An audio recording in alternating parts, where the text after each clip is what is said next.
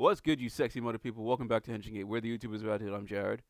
Ayo, it's Monday. You know what that means. It's time for some Digimondays with episode 30. What did I do even right? 1, 2, 3, 31 of Digimon Beatbreak. The episode is titled One Step Forward.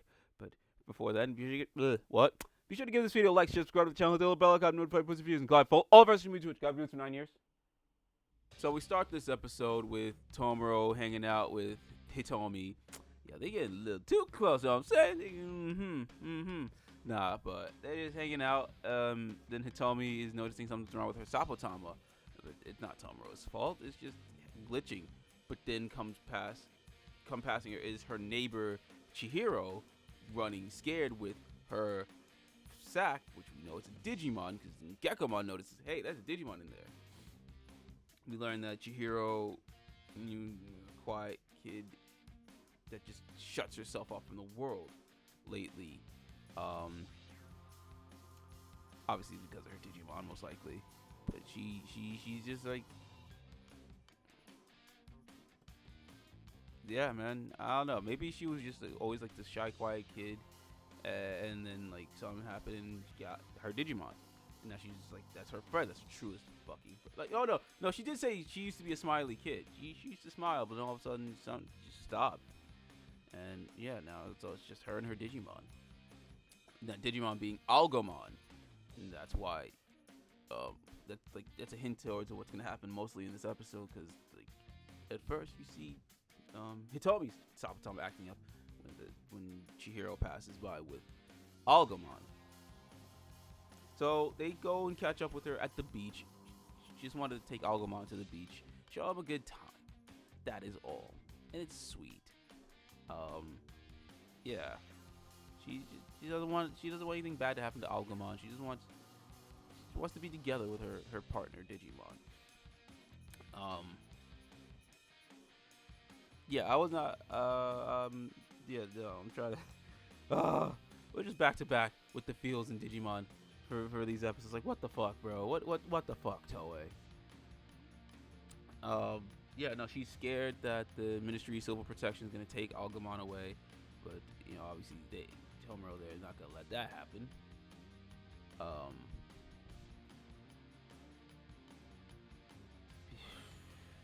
Fucking hell. Yeah, no, like, it's just a simple setup. It's very beautiful. It's very sweet.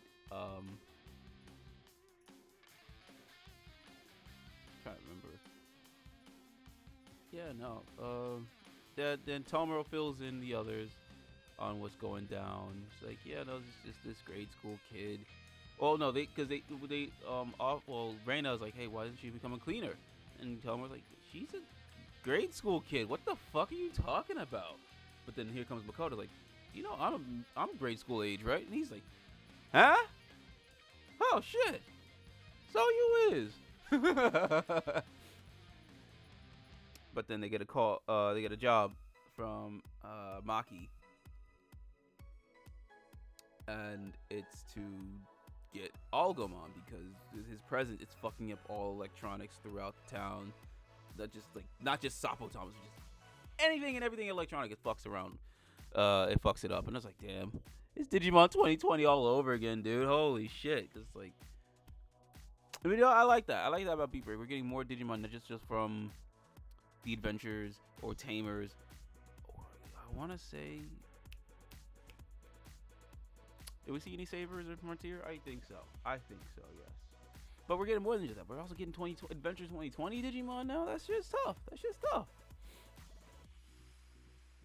And yeah, like Tomoro's like, yo, I know that Digimon, that's Algomon. So obviously they're on the case. They're gonna make sure that nothing happens. And while Chihiro is on her way home, she's flanked by these two nutsacks, Meto and Canon, with their Digimon, Terapiamon and Olegamon. It's part of the Palmon evolution line, which I like. I like that we're getting more of the Palmon evolution line from like what we've seen in Adventure 2020. A lot of Adventure 2020 things we're getting reused here, which it's cool. It's fucking cool because like ever since 1999, the evolution chart is always just way out of fucking left field, and especially like in at least from my experience from when I played not Time Stranger, I haven't played Time Stranger yet. The other two Digimon story games, Cyber Sleuth and Cyber Sleuth Hacker Memory, like you could just go anywhere and everywhere in the evolutionary line. You don't have to go through the main stuff you've seen in the anime. You can go wherever, and it's like, okay, we explored that through outside of the adventure media, and then we've definitely seen it in Adventure Try a little bit, but we've seen it more in Adventure 2020, and we've seen it continue on, and it's good to see that here. But yeah, though, these two nutsacks, they're over here on their 5 stars mission to capture and delete Algamon. But obviously, Algamon's not going to have that. Chihiro's not going to have that. It's like, no, you're not going to take my Digimon away from me. This is my friend. This is the only thing that keeps me going. This thing that helps me go outside. I haven't been outside. You're not going to take him from me. Or how did Anakin say it? Because this is how Algamon would say, I won't let you take her from me. And I mean, yeah, that oof, we'll get to that. But yeah, they're chasing her. She's hiding, but then Tomoro finds her, luckily. But it's not enough. Yeah, no, because Algamon had evolved and distracted them with his ability to fuck around with electronics, and almost took he almost put them on a t-shirt for real. Oh shit, yeah, he almost put them on a t-shirt. Which, I mean, fuck, I ain't gonna cry no fucking tears over them two. These two are the Jesse and James of Digimon. Oh my god, I just thought of it. Literally, I'm watching this episode, I'm like, oh, these two on some weird shit. They're the Jesse and James of Digimon. Not on their level of absurdness, but it's still early days, so I'm gonna wait and see. We're gonna wait and see how they act. But yeah, they're definitely on some Jesse James shine. I'll get to that. But yeah, so Tomoro meets up with them. He's like, hey, look, we're not gonna erase. We're gonna protect you. We're not gonna erase Algamon. We're gonna protect you. We're gonna get you the hell out of here. But here comes these two nutsacks. And then they introduce themselves as Meto and Kanon. I just should give you the names already. They're like, we work for Rose-sama. We're the disciples of Rose-sama and her beauty. I mean, come on, Rose. You! Respectfully, of course. But yeah, then Tomoro's like, Rose, up from 5 stars?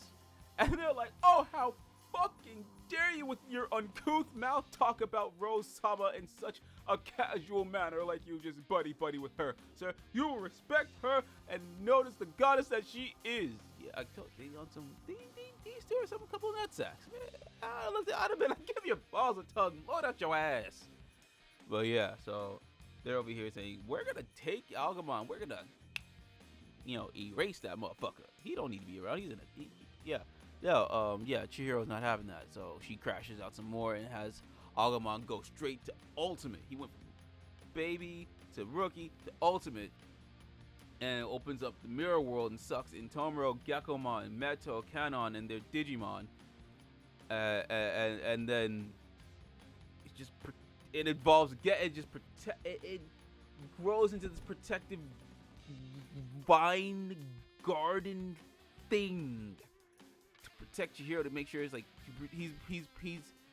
he's acting on her wish for them to stay together forever. And the best way to compare this is that Rick and Morty episode.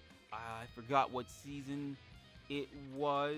I want to say season 3 or 4, when Morty had that crystal, that death crystal, and he wanted to make sure he can live his life with Jessica. All right, and he goes full on kaiju with the oozy vine muck monster thing, and cocoons himself. It is exactly that to a motherfucking T. I'm like, oh shit! Like I literally just thought that. I'm like, that's fucking crazy. But yeah, that happened, and then well, in the outside world, you got the rest of Golden Dawn trying to, because of what's going on in the mirror world, it's fucking up everything in the outside world electronically, and like nobody can do anything about it. So Everybody's doing their part to make sure to minimize the damage as best as possible. While Tomoro's in the mirror world taking care of the situation. I don't think they know that he's there. But it's like they need to get to the mirror world, but they can't really do anything with everything happening as is. Like fucking Kyo out here, fucking goat shit, saving this kid from Bus-chan. Yeah, Bus-chan. I mean, Truck-kun in any of its forms have been catching. I think this is the worst that they took. Well, no. Go-Juger. Go-Juger is the worst. Go-Juger was the worst next to Zets, I believe. Because Go-Juger, that was just straight up Truck-kun catching fucking fades from Bancho Red Racer. This was Bus-chan. Just, I call this a good second. Because, like, yeah, just like, yeah, no. Yeah. I'm just, it caught a body. Bus-chan got put on a t-shirt. No kid was isekai today. But yeah, no, they're doing their part, making sure everyone is safe.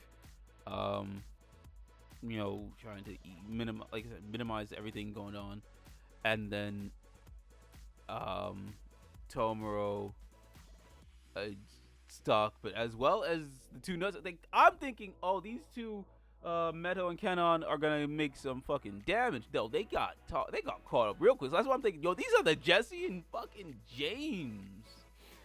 They are the Jesse and James of this shit. And like, yeah, they couldn't even get they made no headway. But then Tomoro's like, look, I'm gonna protect her. I'm gonna protect Chihiro. I'm not gonna let you erase Agumon, especially because Chihiro is getting more and more cocooned, and the more she's cocooned, she's gonna get cold-hearted. And Agumon is obviously not doing it on purpose. He's just doing what he was doing what he's tasked to do, is to protect Chihiro so they could be together forever. And then Tomoro is like, fuck no. He's like, turn me up! And fucking goes and saves them. And oh my fucking god.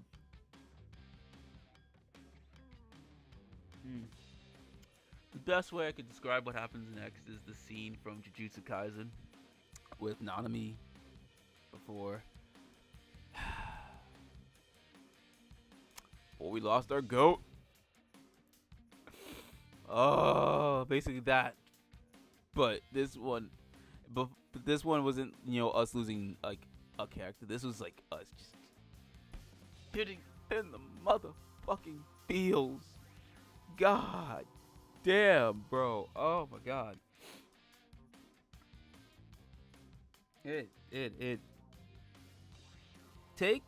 Okay, here's another Pokemon reference. Pokemon 3 with that Entei bullshit. I, to this day, never liked that shit.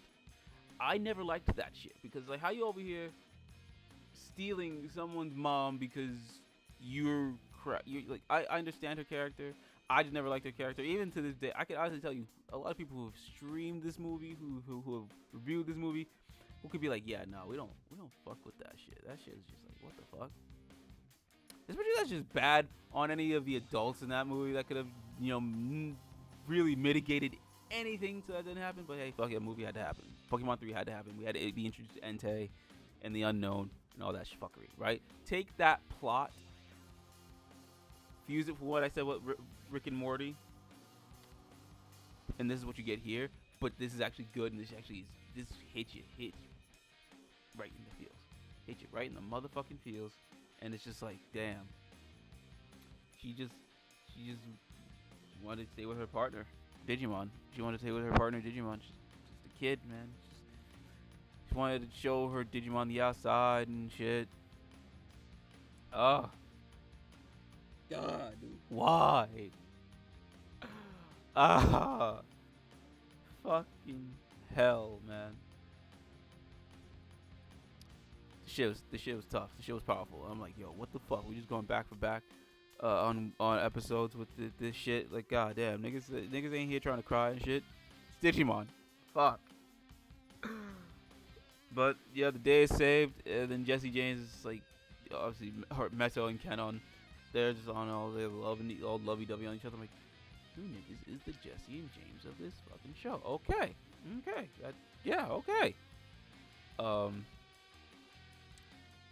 Yeah. Obviously, Algamon didn't mean to make shit go right. He just wanted to, uh, just wanted to, stay with Chihiro. Make her wish come true that they could be together forever. Make her smile. Uh, yeah. But I'm trying to think. Well, also, now I might be a little fear in my life. I hear turkeys outside there. Turkeys over here, thugs. They are thugs. But no, we're not worried about that right now. We're worried about what happens next with Hit. Hitomi sees Chihiro finally come outside and feeling like she's more confident because you see her hair covered in her face most of the episode, but then now she's like, she got her confidence and she's on her way to Nirinso, which I want to think that has some more implication moving forward. I can't remember off rip. Shit, man. I don't know. Maybe I'll do it. I'll make an addendum in the next Digimon days and about Nirinso if it has any significance moving forward. Oh wait, or is Nirinso where they, or is it that's what they call the Digifarm? I'll correct myself in the next Digimon day. But yeah, fucking, that's phenomenal episode. Phenomenal episode. Not much needed to happen. It's just straight feels, man. Straight fucking feels again. And it was more of like a good introductory, proper introductory for Meto and Kenon. Even though they didn't really do anything except show their new Palmon evolutions. Yeah, it is what it is. We established they're the Jesse James. They're the Jesse and James. They're Jesse and James. That's established. And yeah, man, it's just fucking 5 stars. 5.5 stars. Fuck that. 5.5 stars. And it's also good for Tomoro's growth because he's definitely come a long way. Because now he's like, hey, we're gonna protect your Digimon. We're not gonna let anything happen to them. We're gonna make a world where Digimon and humans can coexist, and we're gonna make that a reality. He's learning a lot from Kyo. That's good. Good shit. It's phenomenal stuff. It's oh boy, oh boy, oh boy, oh boy. You need to watch this shit, man. You need to take some time, watch Digimon Beatbreak. This is that good shit. And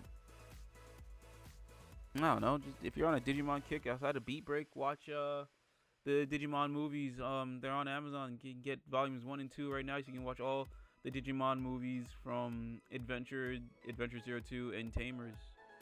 I think all of Tamers movies are out on the DVD on volume 2 set. I could be wrong. I think they're gonna wait for volume 3 to finish out the Tamer movies, and then we're gonna get the Frontier movies.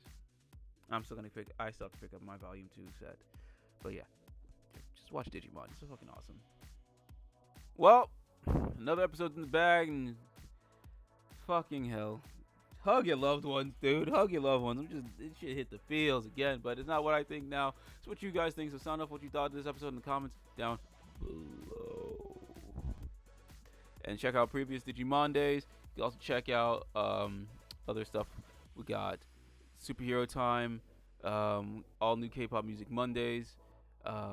Yeah, a few episodes behind, but we're working on getting back on track. If not today, then during the rest of the month, which is just a couple of days. We're gonna get that out the way because obviously we gotta talk about Yena for with Mira Mira and also Yuta's playback and fucking just think off the top of my dome. Just stay tuned for all that. I'm excited to talk about Yuta and Yena, and also check out our Letterkenny 12 season series review. 12 season review or whatever. I'm tired.